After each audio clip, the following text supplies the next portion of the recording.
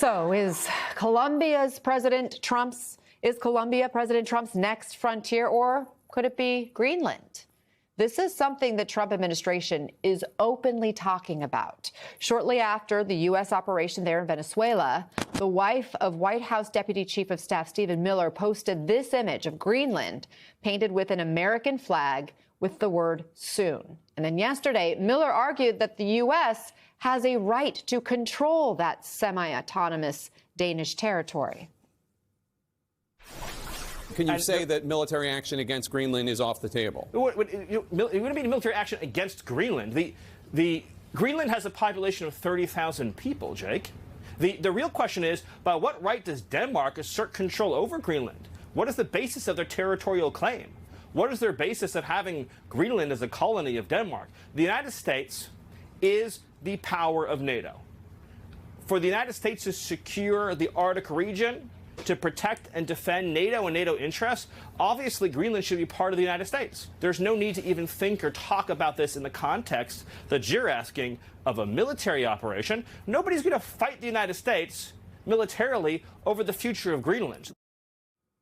Joining us now, former U.S. ambassador to Denmark under the Obama administration, Rufus Gifford. He also served as chief of protocol in the Biden administration and finance chair of the Harris campaign. I see you there shaking your head after hearing what we just played there from Stephen Miller. Before I get your full reaction, quick fact check. Greenland's population is actually nearly double what we heard from Miller, roughly 56,000, according to the Danish government.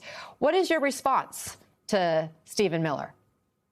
Well, yes. I mean, where do you start, Anna? First of all, thank you for having me on to talk about this critical issue. But it's also kind of extraordinary that the deputy chief of staff of the White House doesn't understand how NATO works.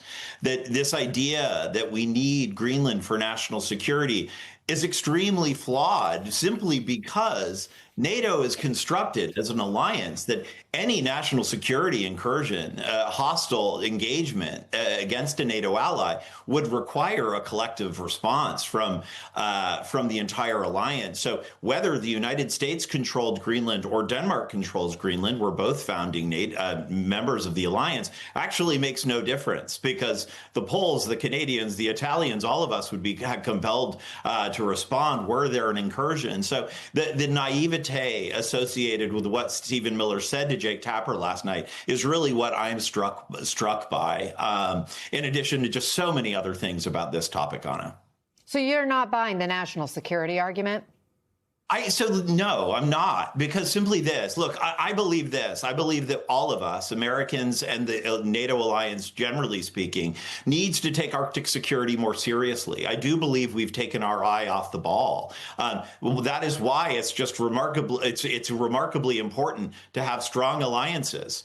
Places like Canada, like Denmark and Greenland, like Norway, all of which border the Arctic Ocean. Most of us are NATO allies, and we need to work collectively in order to secure the region as the Russians have continued to build up their forces there. The last thing you want to do from a national security standpoint globally is anger our best allies in the world, or our NATO allies. In fact, several European leaders reaffirmed their support of Greenland as part of NATO through Denmark, writing in a joint statement, Greenland belongs to its people. And Denmark's prime minister says Trump's threats to take over Greenland should be taken seriously, warning any U.S. attack would mean the end of NATO and the international order that has stood since the end of World War II. Is that how you see it? Is she right? I do. And this is why I think I understand how we're comparing this because the Trump administration has bundled them all together with Venezuela and Colombia, but it's extraordinarily different. We are talking about the takeover, the hostile takeover of a NATO ally. And that should scare Americans. This is about the world order being rewritten if we were to actually engage in this. And I will say this, I think it's extremely important what the European leaders did today, but I'd like to see America Americans act. What I think would be very important is to see members of Congress pass a very simple resolution. Do you support, and perhaps is it an impeachable offense if a NATO ally attacks another? I'd like to see every member of Congress go on the record there, because to me it's an obvious choice. This is unthinkable as far as I'm concerned, and we need to be talking about it that way. Ambassador Rufus Gifford, good to have you here. Thank you very much for providing your perspective.